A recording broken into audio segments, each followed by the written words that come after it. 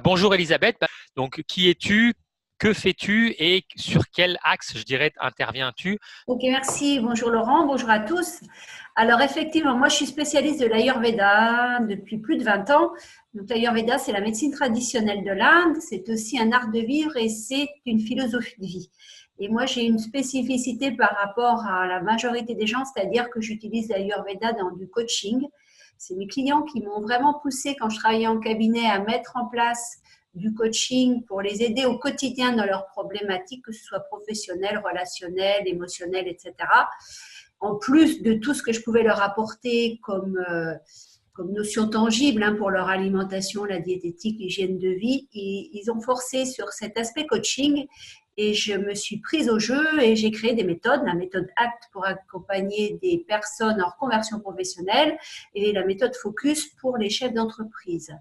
Voilà, c'est ça. Après, moi, je me suis fait connaître sur le web par une chaîne YouTube et je me suis astreinte pendant plus d'1 an à faire une vidéo par jour. C'était un défi que je m'étais lancé et je m'y suis tenue, donc j'étais assez contente d'avoir relevé le défi. Je m'étais inspirée d'Olivier Roland, qui avait lancé ça il y a quelques années. Et j'ai également un blog et Facebook et j'utilise aussi beaucoup LinkedIn pour ma clientèle de chef d'entreprise. Concernant le coaching, est-ce que c'est du coaching online? Est-ce que c'est du coaching présentiel? Comment ça se passe? Moi, tout se fait online D'accord. parce que c'est vrai que j'ai eu un cabinet il y a quelques années.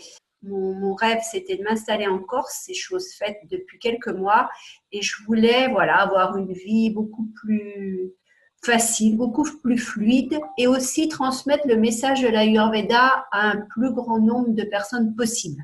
C'est vraiment ma contribution au monde de montrer aux gens que tout est possible tout le temps. Pour moi, c'est vraiment mon message clé, ça. Et je me disais que par Internet, ce serait beaucoup plus facile. Donc, je continue à faire des conférences en présentiel, mais sinon, les coachings ont lieu surtout par Zoom. Et puis, je fais aussi des immersions pour les clients haut de gamme. Et là, ils sont en groupe de 4 à 5 personnes, pas plus. Quelle est ta vision? Parce qu'en fait, comme je disais avant de préparer cette interview, ce qui m'intéresse, moi, c'est de montrer aux gens que, en fait, ce qui est important dans le business, c'est pas forcément la technique, c'est vraiment d'avoir une vision. Donc, il y a plusieurs éléments, mais le premier élément que je veux aborder avec toi, c'est vraiment la vision. Pourquoi l'Ayurveda et pourquoi et voilà et comment t'es venue cette idée de la méthode ACT et Focus donc. Alors, l'Ayurveda, je suis tombée dedans quand j'étais jeune, enfin vraiment toute jeune. J'avais moins de 30 ans. Parce qu'à l'époque, je recherchais vraiment quelque chose pour être. Moi, j'étais une angoissée maladive. Je souffrais beaucoup de sinusite chronique. Je venais de perdre ma mère brutalement. Elle avait 58 ans. Et je me suis dit, soit je continue comme ça, à pas être bien dans ma peau, à être malade physiquement, à pleurer ma mère, tout en sachant que du coup, avec cette perte, je peux mourir du jour au lendemain. Soit je continue comme ça, soit je trouve des techniques, je trouve une autre façon de voir la vie pour être bien dans ma tête, être bien dans mon corps, être en pleine santé physique et mentale, vivre la vie le plus sereinement et de façon la plus fluide possible et sans ces angoisses, voilà, me libérer vraiment de ces angoisses. Et à l'époque, j'ai eu la chance d'assister à une conférence sur l'Ayurveda. Ça m'a beaucoup plu. C'était un médecin français formé à la médecine traditionnelle de l'Inde qui avait aussi un centre ayurvédique dans les Vosges. En plus, dans l'assistance, il y avait un Indien qui travaillait à la fac, donc qui a apporté vraiment son expérience d'Indien, comment lui, il utilisait l'Ayurveda dans son quotidien avec les plantes qu'il continuait à aller chercher en Inde, etc. Et du coup, j'ai creusé l'affaire. Donc, les premières années, j'ai fait beaucoup de stages chez des personnes françaises qui s'étaient formées à l'Ayurveda. J'ai beaucoup lu et j'avais quand même des œillères où je voyais ça, je voyais l'Ayurveda comme une médecine. Ça, c'est dû à ma déformation de docteur en biochimie physiologie. J'avais ce côté très purement scientifique et j'ai vu que ça. Et au fil du temps, je me suis vraiment rendu compte que c'était un art de vivre, une philosophie de vie, que le mindset, selon l'Ayurveda, ça existe et ça transforme les vies. Et c'est vraiment ça qui m'a accroché et ça que j'ai voulu transmettre le plus possible aux gens. Et voilà, et finalement, après, je suis allée en Inde avant de créer ma première entreprise. Et là, je me suis formée auprès d'un médecin ayurvédique indien. Il a été en même temps mon fournisseur d'huile médicinale, d'huile ayurvédique pour les massages que je pratiquais à l'époque. Et voilà, et on entretient toujours des relations. Maintenant, il a aussi un hôpital à destination des Européens pour faire des cures ayurvédiques. Je suis toujours en lien avec cet homme qui vraiment m'a inculqué toute. Je ne suis pas un médecin ayurvédique, mais la philosophie, l'état d'esprit, il me l'a vraiment fait comprendre de façon et incarner. Parce que c'est ça aussi, il y a quelques années après avoir mis mon doigt dans cet engrenage ayurvédique, entre guillemets, je me suis dit, il faut te déformater de tout ce que tu as inculqué de l'université. C'est très bien d'intellectualiser les concepts, de comprendre par la tête, mais il faut incarner. Et c'est pour ça que j'ai pratiqué énormément l'Ayurveda dans mon quotidien, que j'ai mis en place des routines. Et on parle de tout ce qui constitue une méthode globale. Donc, ça va parler du corps physique, du mental, de l'émotionnel et de la spiritualité en passant par le yoga, la méditation. Donc, on appréhende la personne dans sa globalité, dans son équilibre général de vie. Et c'est ça qui me plaît dans cette Ayurveda. Et c'est ça que je veux transmettre aux gens parce que c'est aussi beaucoup de bon sens. Oui, tout à fait. Mais bon sens qu'on a perdu en Occident parce qu'on ne sait plus quoi manger avec tout ce qu'on nous propose. Parce que quand c'est la canicule, on a besoin d'un numéro vert qui nous dise qu'il faut qu'on boive suffisamment, etc. C'est vrai. Alors ça me parle bien effectivement parce que bon moi ma chaîne s'appelle Mindset Holistique, donc la notion d'holistique justement pour retrouver la globalité. Donc moi c'est plus pour l'entrepreneuriat, mais c'est vrai qu'effectivement j'en ai marre qu'on prenne l'entrepreneuriat que sur un seul axe. Et pour moi effectivement il y a le développement personnel qui est une chose, il y a les règles de vie qui sont une chose, et après il y a tout ce qui est organisation et efficacité. Et effectivement et donc cette notion Ayurveda que je connais moi aussi depuis quelques années. Bon moi j'habite à l'île Maurice, donc c'est vrai qu'effectivement ici l'influence indienne est assez forte, donc il y a effectivement des notions et une culture ayurvédique qui est très forte aussi. Et je te rejoins totalement parce qu'effectivement, plutôt que de se focaliser sur un point précis, on va au contraire voir la chose dans sa globalité. Donc, c'est quelque chose qui, effectivement, me parle beaucoup. Voilà, effectivement. Je te remercie. Donc, effectivement, il y a 20 ans, je pense que l'Ayurveda, quand même, c'était quelque chose assez peu connu, assez peu répandu quand même. Hein. Quand il y a une quinzaine d'années, j'ai créé ma première société. Effectivement, je parlais d'Ayurveda en Bourgogne. On me regardait avec des grands yeux. C'était complètement…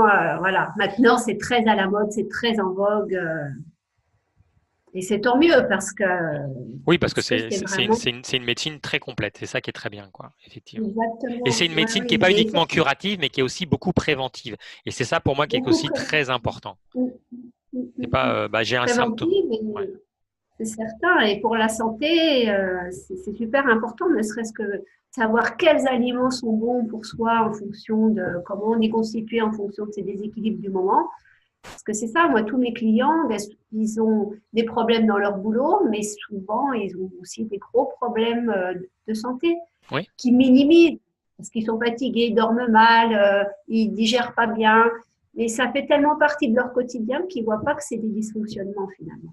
Ouais, je suis tout à fait d'accord avec toi. On est rentré dans une routine négative et on s'en rend pas compte. Enfin, on finit par l'accepter, enfin la tolérer, voire l'accepter en fait. Quelles sont les valeurs? Parce que pour effectivement mettre ça en place chez ses clients, que ce soit donc en particulier ou en professionnel, effectivement il y a des valeurs et c'est ce qui explique. Je pense que des valeurs, c'est ce qui explique que, contrairement à tes concurrents de l'époque, toi tu sois toujours là. Et plus que tu existes encore plus qu'à l'époque, alors qu'effectivement certains ont peut-être sans doute disparu parce qu'ils n'avaient pas cette notion de valeur. Donc si tu peux nous dire quelques mots effectivement sur toi, qu'est-ce qui t'aspire quand tu soignes les gens, qu'est-ce que tu recherches, qu'est-ce que tu leur apportes de plus?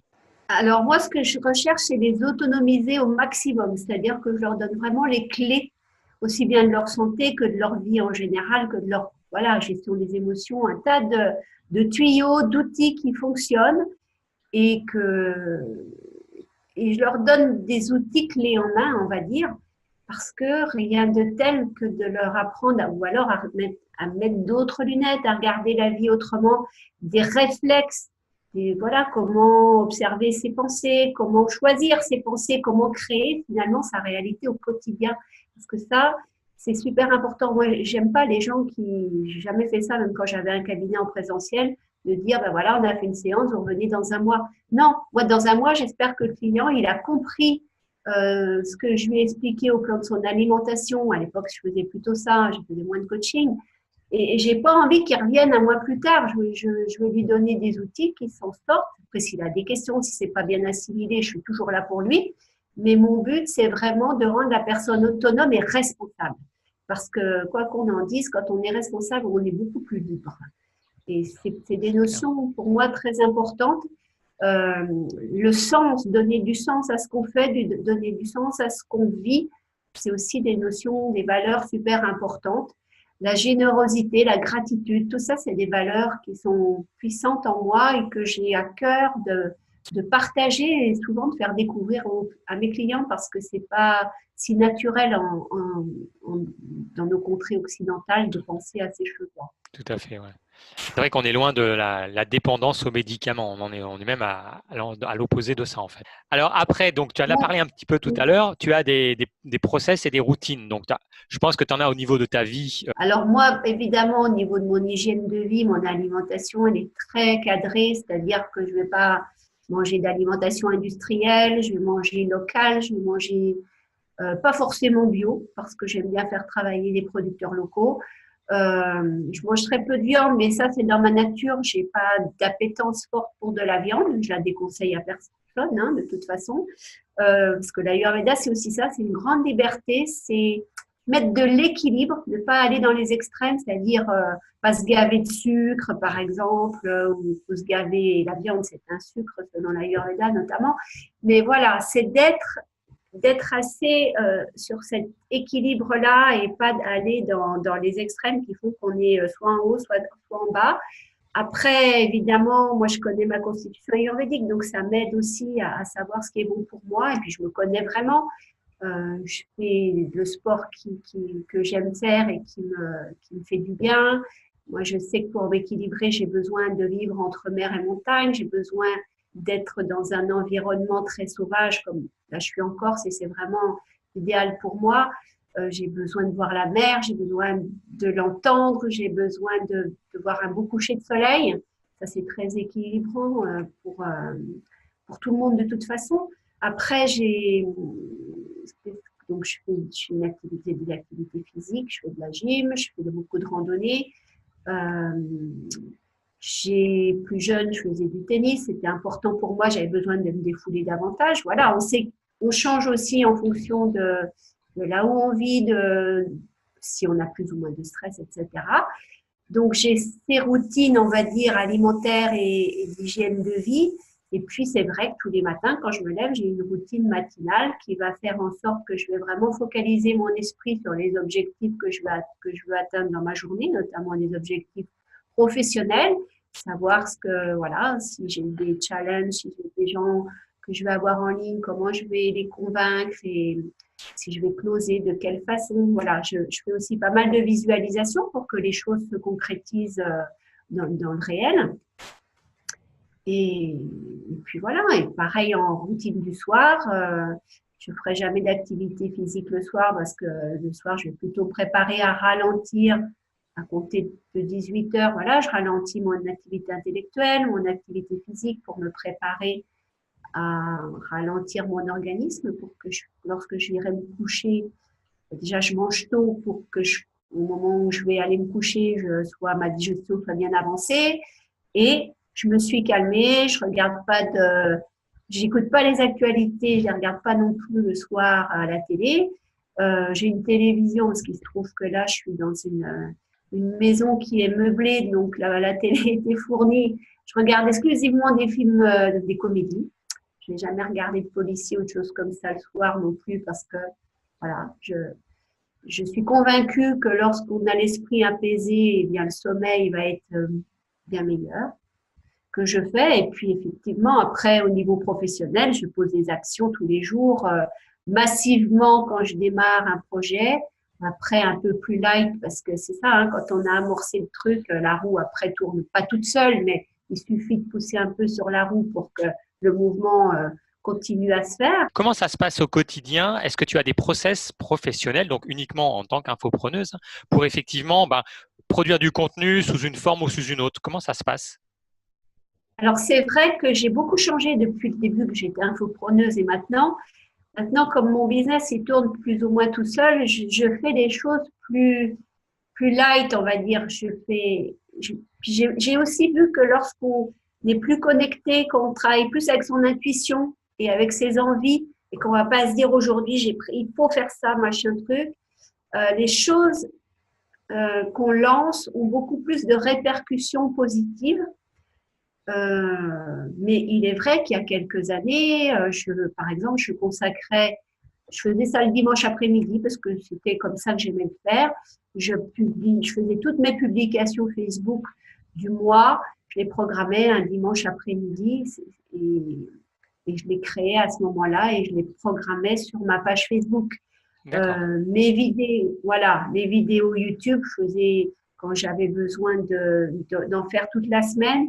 Il y a eu des fois où tout quand j'étais en voyage, je pouvais tourner plusieurs vidéos d'affilée. Pour les gens qui ont des chaînes YouTube, si vous voulez gagner en performance, en efficacité, effectivement, hein, tourner plusieurs vidéos d'affilée en changeant de cadre.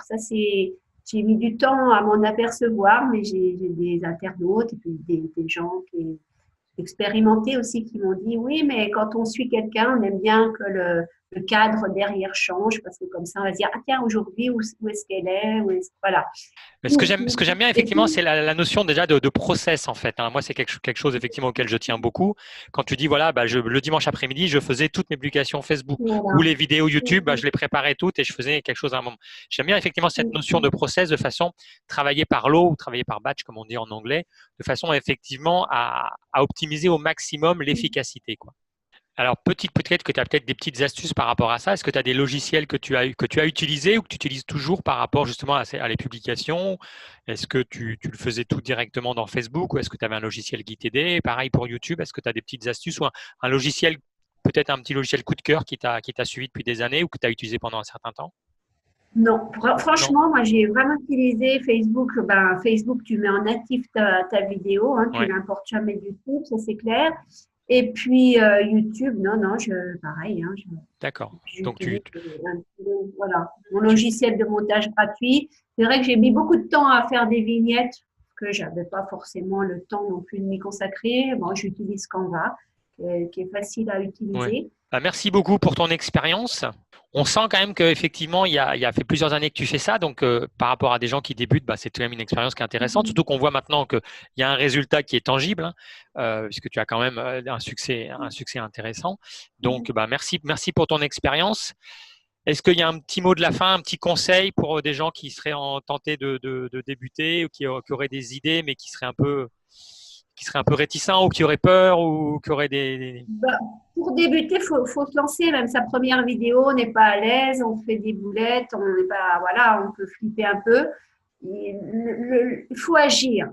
Parce que tant que vous allez procrastiner, remettre au lendemain, il ne va rien se passer. Et dès que vous aurez publié, même si la vidéo elle est de mauvaise qualité, qu'on vous entende pas bien, ça faudra éviter pour les suivantes. Mais voilà, ça peut toujours arriver ou que c'est pas bien tourné. Si votre contenu est qualitatif, les gens vous suivront et les gens vous feront des retours aussi, vous diront comment ils vous perçoivent à l'écran. Et ça, ils le font souvent spontanément et c'est des belles richesses parce qu'on ne se rend pas compte de ce qu'on renvoie comme image en face. tout à Et fait. avec les mots-clés qu'ils vont vous donner, ça vous donne des idées aussi de marketing après quand vous voulez vendre des choses. Et c'est toujours écouter le retour des internautes. Alors vous allez vous en prendre plein la tête aussi parfois. Moi, ça m'est arrivé sur une vidéo en physique quantique. C'est important. C'est une passion pour moi, la physique quantique, mais j'ai fait une vidéo là-dessus. C'est ma vidéo, je crois que maintenant elle est à 50 000 vues. C'est un truc qui a fait un tabac, mais qui m'a ramené beaucoup d'animosité masculine. Bon, eh D'accord. ben, il suffit de ne pas leur répondre Oui. et ils s'en prennent à quelqu'un d'autre dans la foulée et ils vous laissent tranquille. Ça, c'est aussi un bon conseil. Parce que plus on se justifie et plus on essaie de discuter avec eux, moi, ça marche parce on n'est pas, enfin, voilà, il y a ces dialogues de sourds. Donc, Ouais, c'est pas tout la à peine fait. de s'embourber là-dedans. C'est vrai que par Mais rapport au… croyez en vous et voilà, délivrez le message que vous avez à délivrer et s'il est percutant et surtout si vous, faut commencer aussi, hein, c'est la persévérance aussi qui rapporte quelque chose.